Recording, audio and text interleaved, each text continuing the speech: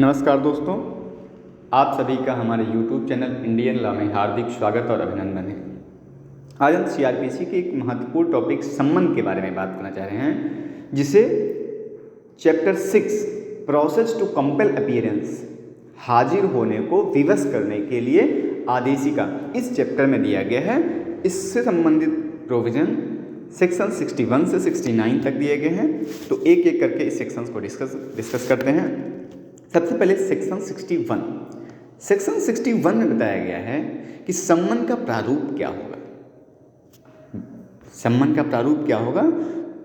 तो सबसे पहले संबंध तो लिखित रूप में होगा, संबंध 2 प्रतियों में होगा, संबंध पीठासीन अधिकारी या अन्य अधिकारी का मतलब उच्च न्यायालय जिसे नियम बनाकर निर्दिष्ट करे द्वारा हस्ताक्षरित, और जिस न्यायालय ने उस संबंध को जारी किया गया उसकी मोहर उस पर लगी होगी, मुद्रा लगी होगी, सील लगी होगी उस पर। तो सेक्शन 61 कह रहा है इस प्रकार संबंध का क्या प्रारूप होगा। अब संबंध तो बन गया, संबंध की तामील कैसे होगी, इसके लिए 62 में प्रोविजन है। तो संबंध की तामील कैसे होगी? सेक्शन 62 का सब सेक्शन 1 कहता है कि प्रत्येक संबंध की तामील पुलिस अधिकारी द्वारा या संबंध जारी करने वाले न्यायालय के किसी अधिकारी द्वारा या अन्य कोई लोक सेवक जिसे राज्य सरकार नियम बनाकर उसे शक्तियां प्रदान कर दें। तो इन तीनों में से पुलिस अधिकारी, संबंध जारी करने वाले न्यायालय के किसी अधिकारी या किसी अन्य लोक सेवक, इनके द्वारा संबंध की तामील कराई जाएगी। अब कैसे कराई जाएगी? सब सेक्शन 2 कहता है कि संबंध किए गए व्यक्ति को परिदान करके, जिस व्यक्ति को सम्मन किया जाएगा उस सम्मन की 2 प्रतियों में से एक प्रति उसको दे दी जाएगी। इस प्रकार सम्मन की तामील हो जाएगी। और दूसरी प्रति, अब इसका साक्ष्य क्या होगा कि सम्मन की तामील क्या होगी? तो सम्मन तामील कराने वाला अधिकारी सम्मन की द्वितीय प्रति में जिस व्यक्ति को सम्मन प्रदान किया गया है उसके पृष्ठ भाग पर, पीछे वाले भाग पर, उस पर हस्ताक्षर करने की अपेक्षा करेगा। इस प्रकार संबंध की तामील हो जाएगी।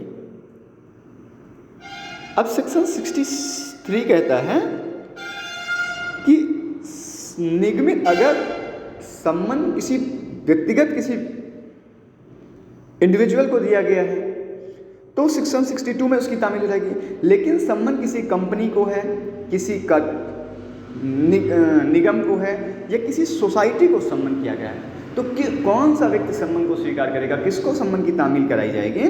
तो इसका प्रोविजन 63 में दिया गया है। तो 63 के अनुसार क्या है कि संबंध की तामील जिस भी निकाय या जिस भी कंपनी, जिस भी सोसाइटी को जो है संबंध जारी किया गया है उसके सचिव को दी जाएगी या उसके स्थानीय प्रबंधक को दी जाएगी या उसके किसी अन्य, उस कंपनी के अन्य किसी प्रधान अधिकारी जो उस कार्यालय का हेड होगा उसको जो है संबंध की तामील कराई जाएगी।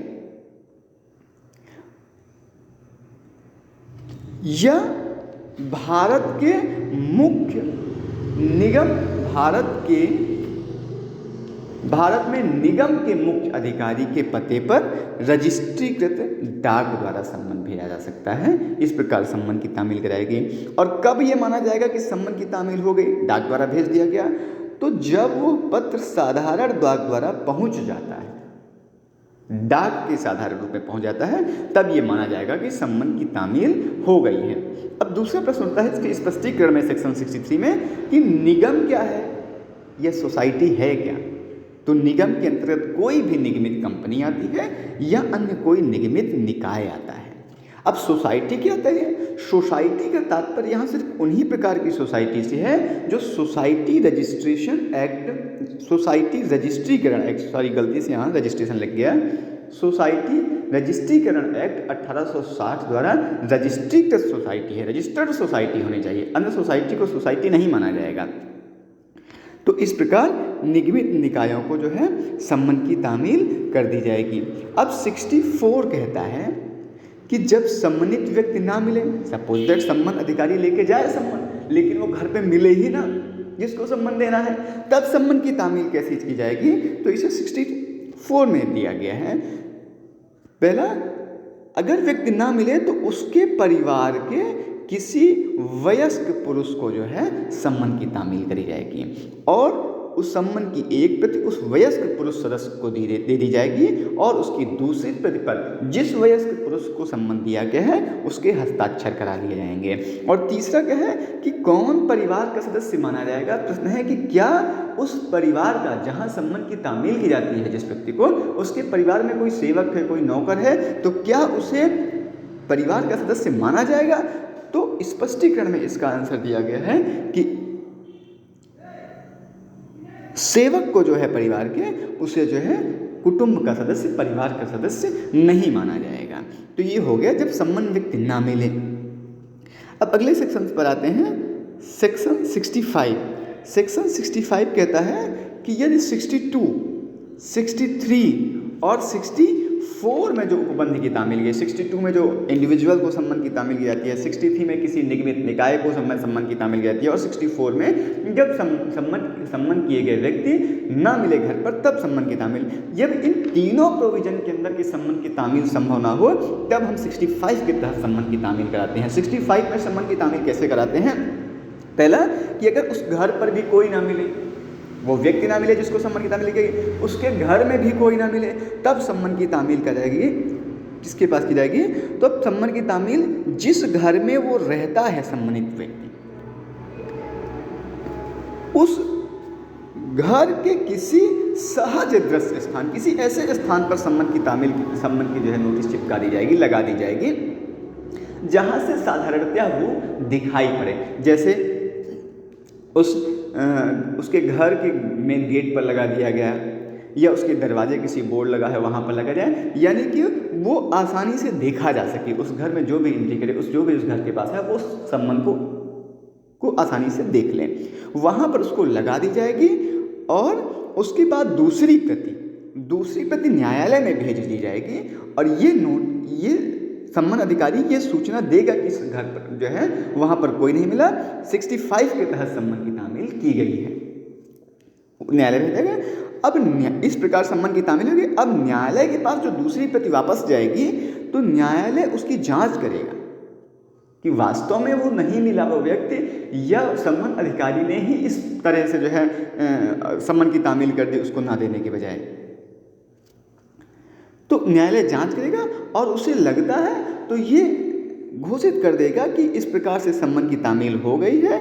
और अगर उसे लगता है कि नहीं ये तामील उचित नहीं है तो वो फिर से तामील करने का आदेश देगा, उसी सम्मन को फिर से तामील करने का आदेश देगा कि फिर से उसकी तामील कराई जाएगी। तो इस प्रकार ये 65 में प्रोविजन है कि जब ऊपर 62, 63 और 64 में किसी प्रकार से सम्मन की तामील नहीं हो सकती है तब हम 65 के तहत सम्मन की तामील कराएंगे। अगला सेक्शन हमारा है 66 में है कि अगर कोई सम्मन किसी सरकारी सेवक को, गवर्नमेंट सर्वेंट को जो है तामील कराना है तब जो है उसकी तामील कैसे कराई जाएगी। तो इसमें दो प्रोविजन है, 66 के दो भाग हैं, सबसेक्शन 1, सबसेक्शन 2। सबसेक्शन 1 कहता है कि जिस भी सरकारी सेवक को सम्मन की तामील करानी है उसके जहाँ पर वो कार्य करता है वो सरकारी सेवक, उसके कार्यालय के हेड को, जो भी उस कार्यालय का हेड होगा प्रधान को, उसको सम्मन की तामील कराई जाएगी। और किस तरीके से जाती है, जैसे कि 62 में कराई जाती है। व्यक्तिगत इंडिविजुअल जो है उसको सम्मन की एक प्रति दी जाएगी, उसका प्रधान जो हेड होगा उस पर हस्ताक्षर करेगा और उसकी दूसरी प्रति जो है न्यायालय में भेज दी जाएगी। और दूसरी प्रति पे जो उस कार्यालय का हेड होगा उसके जो हस्ताक्षर होंगे वही सम्मन का जो है सम्मन की तामीली का साक्ष्य होगा। ये मान लिया जाएगा कि सम्मन की तामील उस व्यक्ति को हो गई है। उस जहां वो कार्य करता है उसके कार्यालय के जो प्रधान जो है व्यक्ति है, जो मुखिया है, उसको सम्मन की तामील करा देने पर ये मान लिया जाएगा कि उस व्यक्ति को जिसको सम्मन जारी किया गया उसको सम्मन की तामील हो चुकी है। ये सब सेक्शन 2 में बताया गया है। तो इस तरीके से सेक्शन 66 में बताया गया है कि सरकारी सेवक पर सम्मन की तामील कैसे की जाएगी। अब 67 में क्या बताया गया है कि कोई ऐसा ही सम्मन जो है, ऐसे व्यक्ति को सम्मन जारी किया गया है जो जिस न्यायालय ने उसे जारी किया है उसकी स्थानीय अधिकारिकता, उसके प्रादेशिक क्षेत्राधिकार जो है, उसकी क्षेत्राधिकार की सीमा के बाहर वो व्यक्ति जो है उसकी तामील होगी, बाहर रहता है या उसकी तामील उसके क्षेत्राधिकार से बाहर की जानी है। तो सम्मन की तामील कैसे की जाएगी, इसे 67 बताया गया है कि यदि कोई जो है सम्मन की दो प्रति है तो उसमें जो है जहां पर उस सम्मन की तामील की जानी है उस क्षेत्र के क्षेत्राधिकारिता रखने वाले मजिस्ट्रेट को सम्मन की 2 प्रति भेजी जाएंगी और फिर वो मजिस्ट्रेट जहां उसकी तामील होना चाहिए वो मजिस्ट्रेट सम्मन की तामील उस क्षेत्र में कराएगा, ठीक वैसे ही कराएगा जैसे कि जो है वो सम्मन उसी न्यायालय ने जारी कर दिया है। यानी कि जिसने प्रोविजन भी है 62, 63, 64, 65 है, 66 है, ठीक ऐसे ही सम्मन की तामील कराएगा। लेकिन कौन कराएगा, जिसके क्षेत्राधिकारिता में जो है वो सम्मन की तामील की जानी है वहां पर वो मजिस्ट्रेट उस सम्मन की तामील कराएगा। अब 68 क्या कहता है कि ऐसे मामलों में सम्मन की तामील, ऐसे मामलों में जब तामील कराने वाला अधिकारी उपस्थित ना हो वापस न्यायालय में, तब क्या माना जाएगा। तो इसे 68 में बताया गया है, ये 2 भागों में बताया गया, सबसेक्शन 1, सबसेक्शन 2। सबसेक्शन 1 क्या कहता है कि मजिस्ट्रेट के शपथ पत्र की तामील हो गई है। मजिस्ट्रेट यानी कि जो भी जो है तामील अधिकारी, सम्मन तामील कराने जाएगा, अगर वो वापस न्यायालय में जो है उपस्थित नहीं हो पाता है, ये सूचना देने के लिए या जानकारी नहीं जाती है कि वो सम्मन की तामील हुई भी है या नहीं है, तो वो सम्मन की तामील जैसे भी जिस भी ढंग से ऊपर कराया गया, 62 के हिसाब से, 63 के हिसाब से, 64 के हिसाब से, 65 के हिसाब से, जिस भी तरीके से उसने सम्मन की तामील कराएगी, उसको जो है एक शपथ पत्र के माध्यम से न्यायालय में भेज देगा कि जो है सम्मन की तामील हो गई है। और उस शपथ पत्र के साथ सम्मन की दूसरी प्रति, जिस पर हस्ताक्षर करता है सम्मन प्राप्त करने वाला व्यक्ति, वो प्रति उस शपथ पत्र के साथ संलग्न होगी, वो न्यायालय में भेज देगा। और ये दोनों शपथ पत्र और सम्मन की दूसरी प्रति ये न्यायालय में एक साक्ष्य के रूप में रिकॉर्ड होगी कि सम्मन की तामील हो चुकी है। लेकिन कब, जब तक इसे प्रतिकूल साबित न किया जाए। ये सामान्यतः प्रिज्यूम किया जाएगा कि जो है सम्मन की तामील हो गई है, यदि तामील अधिकारी शपथ पत्र और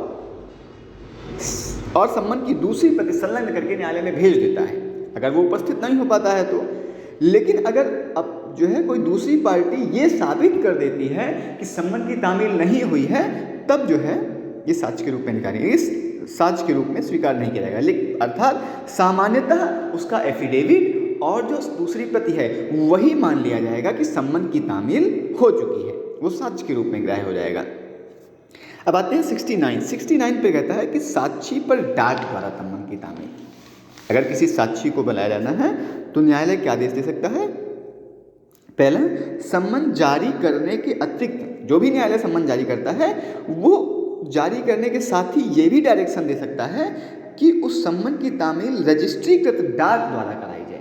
इंडिविजुअल तामील अधिकारी ना ले जाकर, सम्मन तामील अधिकारी ना ले जाकर उसे रजिस्ट्रीकृत डाक द्वारा सम्मन भेज दिया जाए।